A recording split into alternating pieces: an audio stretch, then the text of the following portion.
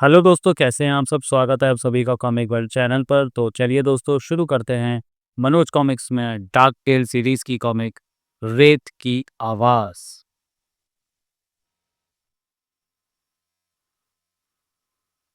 रेत की आवाज। इसके लेखक है अंसार अख्तर और चित्र है रामानंद बा भगत। प्रसिद्ध जौहरी आनंद मदान की कोठी के पिछले भाग में दो शातिर चोर सक्रिय थे। कांचा, अजीब बात हो, इस तरह कोई चौकीदार नहीं है। आनंद मदान अपने हीरे जवाहरात की रक्षा इलेक्ट्रॉनिक सिस्टम द्वारा करता है। अन्ना, तिजोरी वाले कमरे में उसने इलेक्ट्रॉनिक यंत्रों का जाल बिछा रखा है, इसलिए उसे ज़्यादा चौकीदारों की ज़रूरत नहीं है। लेकिन आज हम उसका इलेक्ट्रॉनिक जाल काट डालेंगे। खिड़की का शीशा काट कर वह अंदर प्रवेश कर गए। तिजोरी वाला कमरा ढूंढने में उन्हें ज़्यादा देर नहीं लगी थी। इस दरवाजे को हाथ लगाते ही पूरी कोठी में अलार्म चीखने लगेगा। इसमें प्रवेश करने के लिए हमें अलार्म का कनेक्शन काटना होगा। कांचा और अन्ना दोनों ही इलेक्ट्रॉनिक सिक्योरिटी सिस्टम से पूरी तरह परिचित थे। मिल गया अलार्म का तार, ये काटा मैंने इसे। दोनों अंदर प्रविष्ट हुए। टॉर्च जलाऊं कांचा? नहीं, ऐसी मूर्खता ना करना। इस कमरे में अदृश्य इंफ्रारेड किरणों का जाल फैला हुआ है। कोई भी चीज़ उन किरणों को छुएगी तो दूसरा अलार्म बज उठेगा। ओ, तो अब क्या करें? चिंता मत करो, इस समस्या का भी हल है मेरे पास। कहते हुए कांचा ने जेब से स्वर्ग शीशे वाला दो चश्मे निकाले। चश्मे पहनते ही उन्हें अदृश्य इंफ्रारेड किरणें दिखाई देने लगी। ओ! किरणों से बचते हुए वे तिजोरी की ओर बढ़े। सावधानी से अन्ना, किरणों से टच होते ही हमारा खेल खत्म हो जाएगा। अंततः इलेक्ट्रॉनिक सुरक्षा कवच की धज्जियां उड़ाकर ये दोनों चालाक चोर तिजोरी खोलने में सफल हो गए। हमें सिर्फ हीरो की ये थैली चाहिए, इसमें 25 लाख के हीरे। जिस चालाकी से वे भीतर घुसे थे उसी प्रकार बाहर भी निकल गए। लेकिन ये उनका दुर्भाग्य था कि कोठी का चौकीदार चक्कर लगाता हुआ पीछे की ओर आ निकला था। चोर! अगले ही पल चौकीदार लाठी घुमाता हुआ उनकी ओर झपटा। ठहर जाओ ससुरो, भागते कहाँ हो? गाड़ी में बैठो जल्दी। चोरों को कार में भागते देख चौकीदार ने शोर मचा दिया, पकड़ो चोर चोर! संयोगवश दूसरी ओर से पुलिस जीप आ पहुंची। क्या हुआ? चोर भाग रहे हैं, लाल गाड़ी वो गए।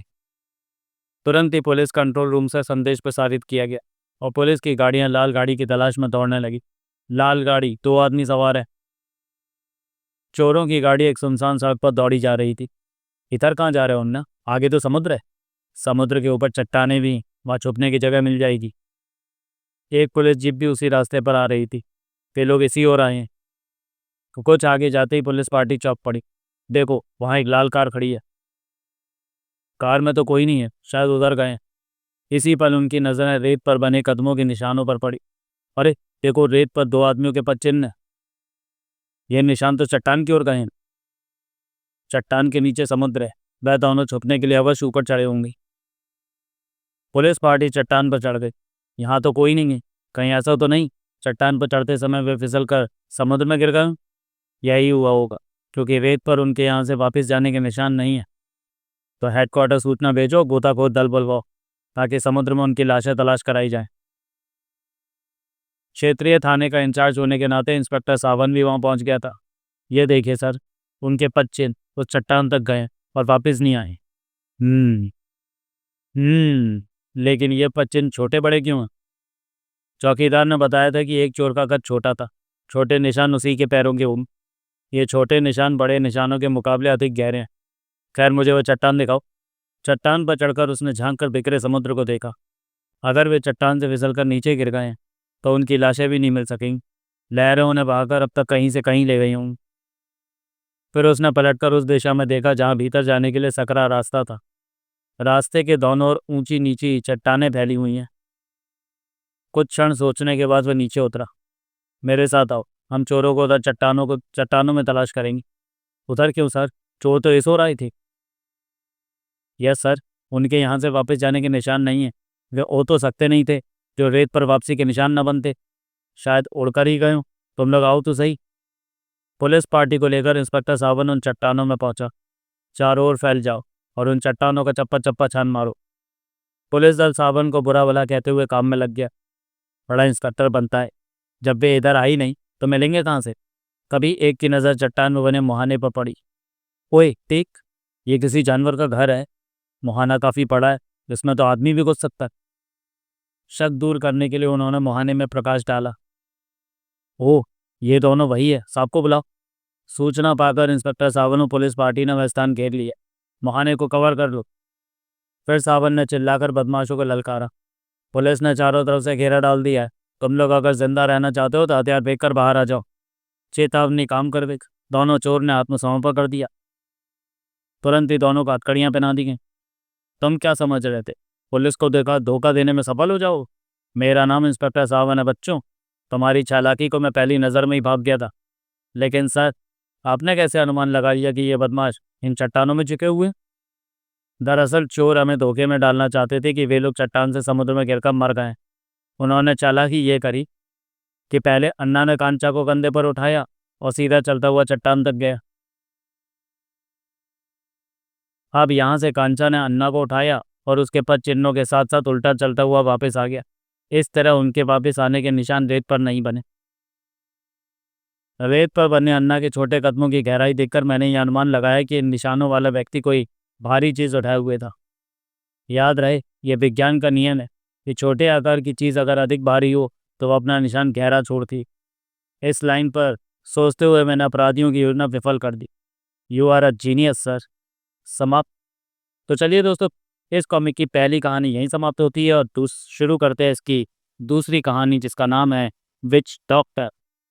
और इसके लेखक है अंसार अख्तर। संपादन संदीप गुप्ता ने किया है और चित्रांकन किया है कल्पक स्टूडियो। फॉरेस्ट रेंज में आज फिर एक मजदूर की लाश पाई गई। भेड़िया का नया शिकार। बेचारे की गर्दन उधेड़ डाली है दरिंदे ने। मुझे तो ये दरिंदा कोई प्रेत लगता है। हर मास चांद की 14 तारीख की रात को ही किसी इंसान को अपना शिकार बनाता है। यह संयोग भी तो हो सकता है। प्रेत का नाम लेकर तुम नया आतंक मत फैलाओ। तभी फॉरेस्ट ऑफिसर महेश जिंदल वहां पहुंचा। अरे क्या हुआ यहाँ? वही जो हर महीने चांद की 14वीं रात को होता है। संदेह की नियुक्ति सॉरी महेश की नियुक्ति इस क्षेत्र में कुछ ही दिन पूर्व हुई थी। उसने लाश को ध्यानपूर्वक देखा। क्या हर महीने एक आदमी मारा जाता है? जी हाँ। तो क्या आप लोगों ने भी कभी उस हत्यारे भेड़िए को ढूंढने का प्रयास नहीं किया? कई बार कोशिश की, मगर आज तक वह दरिंदा किसी को दिखाई नहीं दिया। बल्कि हमें तो शक है कि वह भेड़िया है या कोई अन्य बला। लाश के निकट दरिंदे के पंजों के निशान थे। ये निशान भेड़िए के पंजों के ही हैं। इनसे स्पष्ट हो जाता है कि हत्यारा एक भेड़िया ही है। फिर वह आज तक किसी को दिखाई क्यों नहीं दिया? आज के बाद हम उसे ढूंढने की पूरी कोशिश करेंगे दोस्तों। अगले मास चांद की 14वीं रात को मैं स्वयं एक शिकारी पार्टी लेकर उस भेड़िया का नाश करने निकलूंगा। महेश बाबू जिंदाबाद। मजदूर उसकी बात सुनकर खुश हो गए। अगले मास चांद की 14 तारीख वाले दिन शाम से ही हत्यारे भेड़िए की तलाश शुरू कर दी गई। 4-4 आदमियों की पार्टी जंगल में चारों दिशाओं में फैल जाओ। शिकारी पार्टियों को रवाना करने के बाद महेश जंगल के साथ साथ सड़क पर गश्त करने लगा। आज वह भेड़िया बच नहीं सकेगा। कुछ ही देर में आकाश पर 14वीं का चाँद उभर आया। कितना सुंदर दृश्य। ड्राइव करते हुए चांद की ओर देखना उसे महंगा पड़ा। था शिट, रेडिएटर टूट गया। था। अब वह जंगल में पैदल चलने पर विवश था। इस दिशा में आई हुई शिकार पार्टी को ढूंढ निकालूं तो अच्छा रहेगा। अचानक महेश को चौंकना पड़ा। अरे, मुझे तो पता ही नहीं था कि यहाँ कोई मकान भी है। जिज्ञासा बस वह आगे बढ़ा और दरवाजे पर दस्तक दी। ठक ठक। अंदर कोई है? 2 मिनट बाद एक व्यक्ति ने दरवाज़ा खोला। कौन है भाई? मैं यहाँ का फॉरेस्ट ऑफिसर हूँ जनाब। मेरी जीप खराब हो गई है इसलिए। ओ, आप परेशानी में? अंदर आ जाइए प्लीज़। आदमी तो भला लगता है। उसके भीतर आते ही मेजबान ने दरवाज़ा बंद कर दिया। मुझे नहीं पता था कि जंगल में इतना सुंदर घर भी हो सकता है। मैं एकांत प्रिय व्यक्ति हूँ, इसलिए यहाँ घर बनाया। आप बैठिए प्लीज़। Thank you. कुर्सी पर बैठते हुए महेश की नज़र मेंटल पीस की ओर उठ गई। वो कितना भयानक दरिंदा है। हे, डरिए मत। ये केवल लकड़ी की प्रतिमा है। मसाई कबीले के एक विश डॉक्टर ने यह मुझे उपहार स्वरूप दिया था। मसाई कबीला? ये तो शायद अफ्रीका के जंगलों में पाया जाता। ठीक कहा आपने। दरअसल मेरे जीवन का अधिकांश समय पश्चिमी अफ्रीका में गुजरा है। मैं वहाँ के जंगली कबीलों पर रिसर्च करता रहा हूँ। आप जंगलियों के बीच जाते रहें? हाँ, विच डॉक्टर गिलाची मुझे जंगल में ही मिला था। उसी ने मुझे ये प्रतिमा भेंट की। उसका दावा है कि वह अपनी इच्छा से चीता, भेड़िया, बंदर या किसी भी जानवर का रूप धारण कर सकता है। वह अवश्य झूठ बोल रहा होगा, क्योंकि ऐसा करना किसी इंसान के वश में नहीं है। तो फिर मैं कहूँगा कि तुम अफ्रीका के विश डॉक्टरों को नहीं जानते। मैंने उनके विषय में बहुत कुछ पढ़ा है। वे लोग थोड़ा बहुत जादू जानते हैं और अपनी चालाकी से कुछ करतब भी दिखा लेते हैं। तो फिर मैं कहूँगा तुमने उनके बारे में बहुत कम पढ़ा है। मैं जिस विश डॉक्टर की बात कर रहा हूँ वह इंसानी खून भी पीता था और क्या मिस्टर, वह भेड़िया भी बन जाता था। ये मैं नहीं मान सकता। तो मैं मानना पड़ेगा क्योंकि यही सत्य है। मस्तिष्क को सुकून देने के लिए महेश ने कुछ क्षण के लिए आंखें बंद की थी कि अचानक उसके नथनों में एक अजीब सी गंध घुली। उफ, ये बदबू! आंखें खोलते ही उसकी नज़र सामने बैठे व्यक्ति के हाथों पर पड़ी। ऐ उसके सामने बैठा इंसान धीरे धीरे भेड़िया बनता जा रहा था। कुछ ही क्षणों में वह पूर्ण भेड़िया बन गया। कर्र! हे भगवान! महेश के मस्तिष्क में तुरंत ही विचार उभरा। विश डॉक्टर गिलाची खून की अपनी प्यास बुझाने के लिए भारत आ पहुंचा और यही हर महीने हमारे मजदूरों का खून पी रहा। कर्र! अचानक ही भेड़िए ने उस पर छलांग लगा दी। कर्र! महेश फुर्ती के साथ कुर्सी पर से लुढ़का। था नीचे गिरते ही उसने कुर्सी को लात मारी। थाम! भेड़िए को कुर्सी में उलझा देखकर उसने दरवाजे की ओर छलांग लगाई। शिकारी पार्टी को मदद के लिए लाना होगा, मगर वह दरवाज़ा खोलने में सफल नहीं हो सका। उफ, ये तो जाम हो गया है। तभी उसके पीछे गुर्राहट उभरी। उफ! एक बार फिर उसकी फुर्ती ने उसको बचा लिया। था आतिशदान के निकट पहुंचते ही उसके हाथ लोहे की जंजीर लग गई। साक! मार डालूंगा। भेड़िए ने एक बार फिर छलांग लगाई। था चोट खाकर भेड़िया और उग्र उठा। हिश! तभी महेश के हाथ में थमी जंजीर मेंटल पीस पर रखी भेड़िए की प्रतिमा से टकराई। प्रतिमा फर्श पर गिरने के साथ ही उसकी ओर बढ़ता भेड़िया भी इस प्रकार लुढ़क गया जैसे किसी अदृश्य दीवार से टकराया। था महेश ने लपक कर प्रतिमा को उठा लिया। प्रतिमा से इस भेड़िया का अवश्य कोई संबंध है। कर्र! भेड़िया एक बार फिर उछला और महेश हड़बड़ा गया। उफ! प्रतिमा उसके हाथों से छूटकर आतिशदान के भीतर जा गिरी। था अगले ही पल भेड़िए के शरीर में भी आग लग चुकी थी। हे भगवान! महेश हड़बड़ाकर भागा और दरवाजे से जा टकराया। था मकान से काफी दूर आने के बाद महेश ने पलटकर देखा। गिलाची और उसका मकान दोनों भस्म हो गए। अब इस जंगल में चौदहवीं की रात को कोई नहीं मारा जाए। समाप्त। तो चलिए दोस्तों, ये कहानी भी यहीं समाप्त होती है। शुरू करते हैं अगली कहानी इस कॉमिक की, जिसका नाम है इच्छाधारी, और इसके लेखक हैं तरुण कुमार वाही और चित्र हैं रामानंद व भगत के। बेहद घबराया हुआ युवक हाफता हुआ पुलिस स्टेशन के भीतर प्रविष्ट हुआ था। अरे रे, खुद को संभालो मिस्टर, क्या हुआ तुम्हें? Inspector, inspector! उस युवक के चेहरे पर हवाइयाँ उड़ रही थी। इंस्पेक्टर, मैंने उसे मार डाला। हत्या कर डाली मैंने इंस्पेक्टर। व्हाट? हत्या? हाँ इंस्पेक्टर, मगर मैं निर्दोष हूँ। तुम्हारा दिमाग तो ठिकाने हैं। खुद ही कह रहे हो तुमने हत्या की है और खुद ही कह रहे हो कि तुम निर्दोष भी हो। मैं ठीक कह रहा हूँ इंस्पेक्टर, लेकिन मैं जानता हूँ आपको ऐसे ही यकीन नहीं आएगा। सुनिए, मैं आपको सब कुछ बताता हूँ। मेरा नाम निखिल बनर्जी। मैं विज्ञान में टॉक्सियोलॉजी यानी विश्व विज्ञान का छात्र। यहाँ मेरा काम आसानी से हो सकता है। उस बियाबान जंगल में मैं सांप पकड़ने गया था। अपना एक्सपेरिमेंट पूरा करने के लिए मुझे सांप का जहर चाहिए। जिस प्रकार लोहे को लोहा काटता है, मैं सांप के जहर का इस्तेमाल सांप के कांटे की दवा बनाने के रूप में करूँगा। मेरी किस्मत अच्छी थी। अपनी पहली ही कोशिश में मुझे एक अत्यंत जहरीला सांप मिल गया। ओह, गोल्डन कोबरा! ये तो बहुत जहरीला सांप है। अपने भारी जूतों तले मैंने उसे कुचल डाला। सांप की विष गंती से विष शीशी में उलट लेने में मुझे कोई दिक्कत नहीं हुई थी। अपना काम खत्म करके मैं वापस चल पड़ा। मेरा प्रयोग आज से ही शुरू होगा। मगर काश जाने से पूर्व एक बार मैं मुड़कर विलाप के उस दृश्य को भी देख लेता।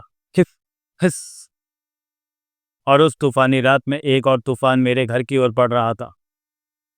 लगता था जैसे उन आंखों में ही जिस्म का पूरा जहर उतर आया था, जिसे वो किसी के शरीर में भर देने को पूरी तरह से तड़प रही थी।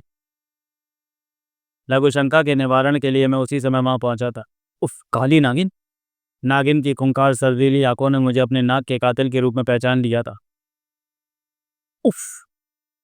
अपने दांतों को मेरे जिस्म में पेवस्त कर देने को वो नागिन पागल हो उठी थी। टन! ओ! अपनी जान बचाने के लिए मैं बाहर की ओर भागा। नागिन भी प्रचंड वेग के साथ मेरी ओर उछली, किंतु बाहर निकलने के साथ ही मैंने बला की फुर्ती के साथ दरवाज़ा बंद कर दिया। खचाक! हिस परिणाम स्वरूप 2 टुकड़ों में कट गई नागिन। मैं चैन की सांस ले पाता उससे पूर्व भी वह आश्चर्यजनक दृश्य देख मेरे मुंह से चीख निकल पड़ी। उफ, ये क्या? ये तो इच्छाधारी नागिन है। हे भगवान, मेरे हाथों ये कैसा गुनाह हो गया? मेरे हाथों हत्या हुई है, लाश मेरे फ्लैट पर पड़ी है। अब ये फैसला आपको करना है कि मैं गुनहगार हूँ या निर्दोष। और निखिल की आप बीती सुन इंस्पेक्टर त्रिवेदी भी बुद्ध बना बैठा था। तो चलिए, ये कहानी भी यहीं समाप्त करते हैं और मिलते नहीं है मतलब पढ़ते हैं। तो दोस्तों, ये कहानी भी यहीं समाप्त करते हैं और इसी के साथ इस कॉमिक को भी यहीं समाप्त करते हैं और मिलते हैं डार्क टेल्स की किसी अगली कॉमिक्स में अगले वीडियो में। तब तक के लिए धन्यवाद।